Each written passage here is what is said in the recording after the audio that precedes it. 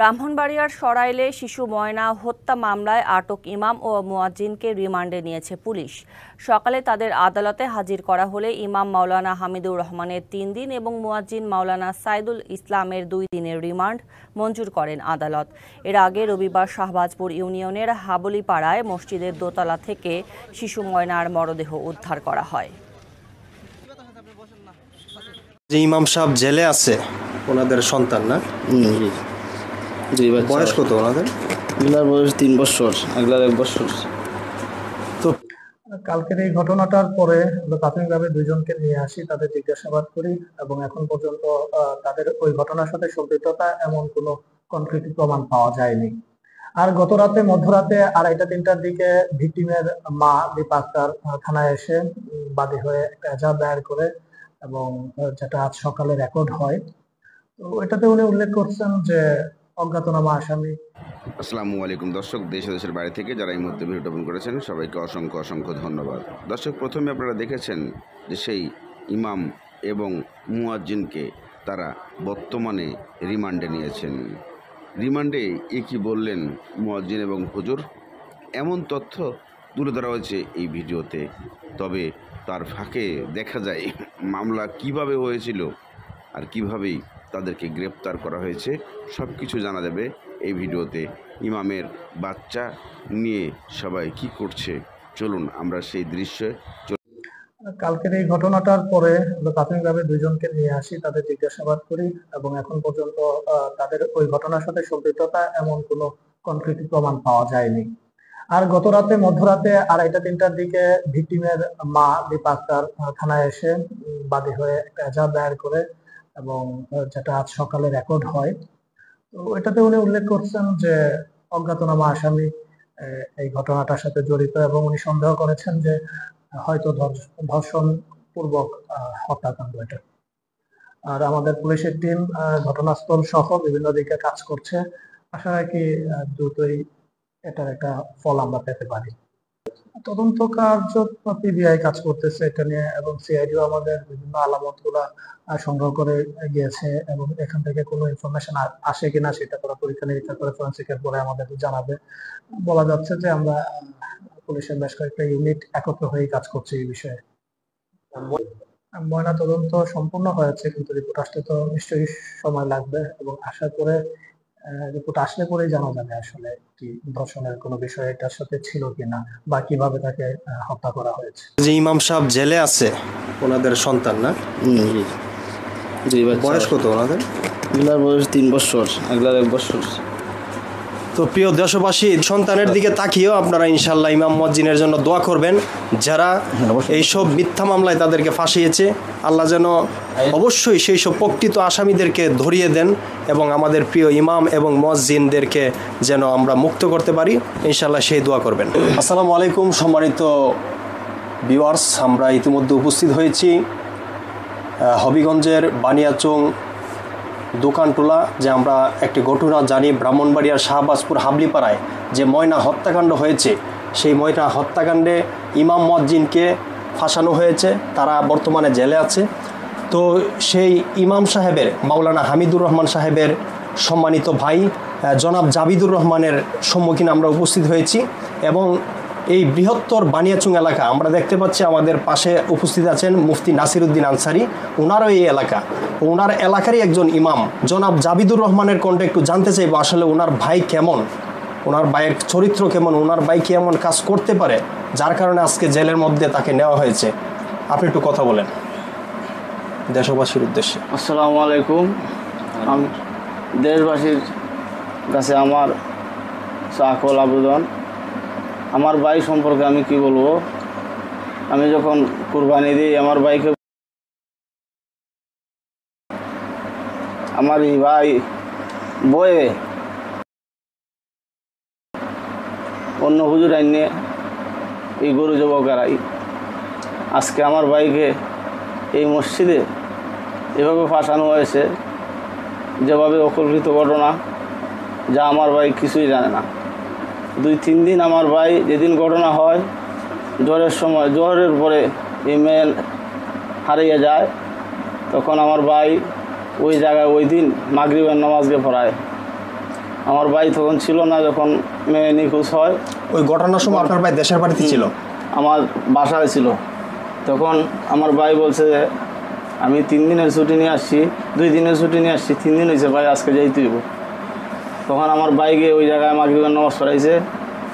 ওর আত্মীয় স্বজন বলছে এসে যে আমার মেয়েকে পাই না মাইকিং করানোর জন্য। আমার ভাই ওই জায়গায় মাইকিং করছে। তারপর এশারের নামাজ পড়ে যখন খাওয়া দাওয়া করে ঘুমায়, সকালে এই ছাদের উপরে বাচ্চারা গেছে পড়ার জন্য। আমার ভাই ওই জায়গায় পড়ায় না, আরে হুজুর পড়ায়। সেই জায়গায় অপেক্ষিতভাবে এই 2 ছাত্র যেন বসা, হঠাৎ করে দেখে এইভাবে লাশ। তো লাশ বাচ্চারা ইয়া নিচে, আমার ভাই নিচে মক্তব পড়ায়।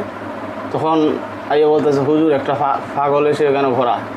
তখন আমার ভাই বলছে কি পাগল? ভাই দেখেন হুজুর আইয়া। তখন সেই জায়গায় গিয়া যখন আমার ভাইকে দেখলো উলঙ্গ অবস্থায় মেয়েটি পরে আছে, তখন আমার ভাই এই জায়গার থেকে ঘুরে আসে, এসে তার ডরাই আইছে যে এটা কীভাবে অথবা।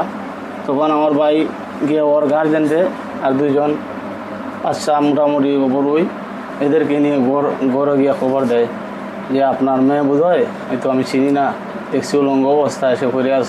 তখন আমার ভাই মাগরিবের সময় যখন গিয়ে নামাজ পড়ায়, তখন আইসে এরা মাইকিং করার লেগে যে আমরা মেয়েটা পাইতেছি না।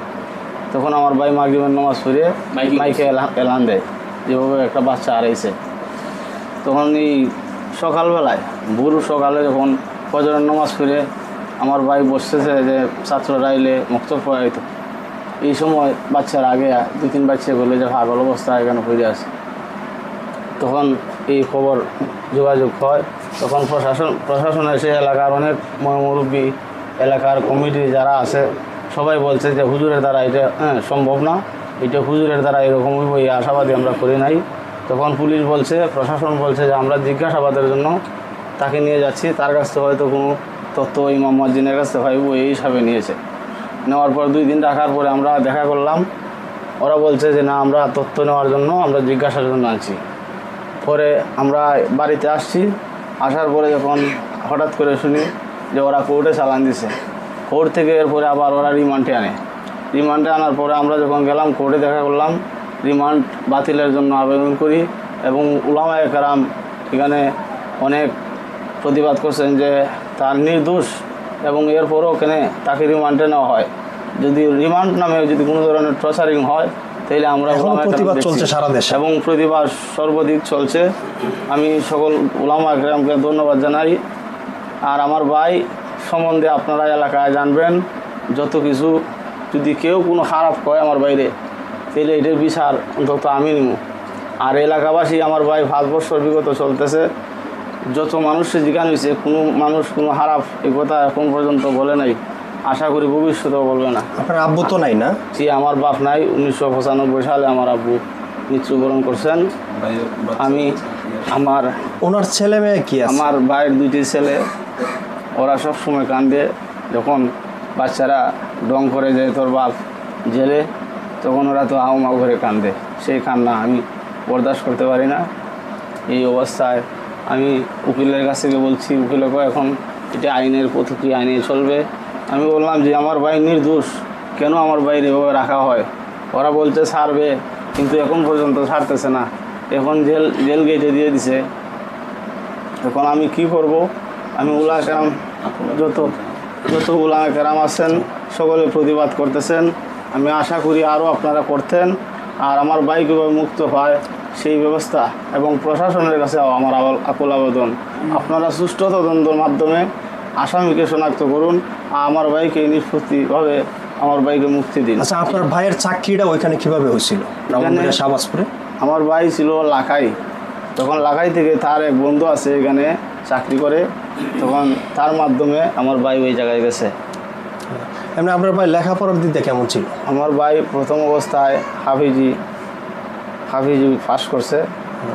তারপর ছাত্র হিসেবে ভালো ছিল শুনলাম। আমার ভাই 1 নম্বর ছাত্র, যার কারণে আমি বলছি ভাই তুমি যতক্ষণ পড়তে পারো, আমি তোমার সর্বদিক দিয়ে আছি। আপনি সবসময় ওনাকে শ্রম দিচ্ছেন লেখাপড়ার দিক দিয়ে? জি, আমি নিজে কষ্ট করছি, তবু আমার বাইরে কোনো কষ্ট করতে দিছি না। আর আমার ভাই যে আমি মধ্যে মধ্যে খেত করি, একটা দানও যে ধরবো এরকম এই আঙ্গাজের ভাই আমার না। সবসময় মানে পড়া নিয়ে ব্যস্ত, এখন পর্যন্ত পড়ার ওই আছে। তো ডিগ্রি পর্যন্ত করছে। এই পর্যন্ত জেলে নেওয়া হয়েছে, এ পর্যন্ত আপনারা আপনাদের পক্ষ থেকে কি করছেন? কতটুকু আমরা অনেক প্রশাসনের সাথে যোগাযোগ করছে, প্রশাসনের কাছে আমরা ওই জায়গায় সরাইল থানায় গেছি, গিয়া জিজ্ঞেস করছি যে স্যার এটা কোনভাবে করছেন। ওরা বলতেছে আমরা জিজ্ঞাসাবাদের জন্য আছি, আপনারা আপনাদের বাইকে বুঝান, যদি কোনো কিছু দেখে থাকে তাহলে স্বীকার করার জন্য। তখন বললাম, আমার বাইকে বললাম রে বাইক কোনো কিছু যদি দেখে থাকো তাহলে প্রশাসনের বরাবর বলো। আমি কুস্তা দেখছি না, একমাত্র আল্লাহ জানেন। আমি যে মিথ্যা কথা বলতাম আমি এরকম না, আমার গায়ে কোনো ধরনের কাদামারি লাগছে না যে আমি কোনো কিছু যে জানি, এরকম আমার না। আমি কোনো কিছু ব্যাপারে আমি জানি না। এখন আমার আল্লাহ জানেন বিপদ আমার লেগে আইছে, তখন আল্লাহ জানেন।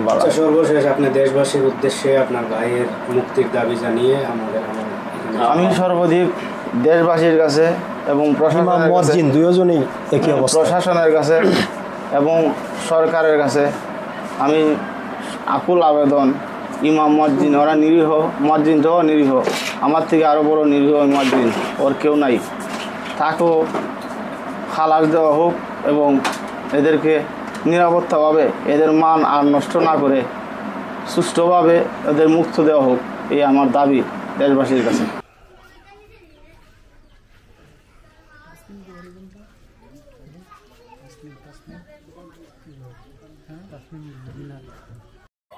সেই ইমাম সাহেবের ছোট বাচ্চাকে নিয়ে এই মসজিদে এবং আরও যারা হুজুররা আছেন তারা অনেক আলোচনা সমালোচনা করছেন এবং গ্রামবাসী বলছেন হুজুর নির্দোষ। তাহলে গ্রামবাসী যদি বলে হুজুর ইমাম এবং এরা নির্দেশ অর্থাৎ এরা কোনো দোষ করেন নাই, তাহলে আসল অপরাধীকে? এমন প্রশ্ন উঠে আসে। শুনতে পুলিশের কাছে আপনাদেরকে পরবর্তী ভিডিওতে দেখতে হবে কি বলছে।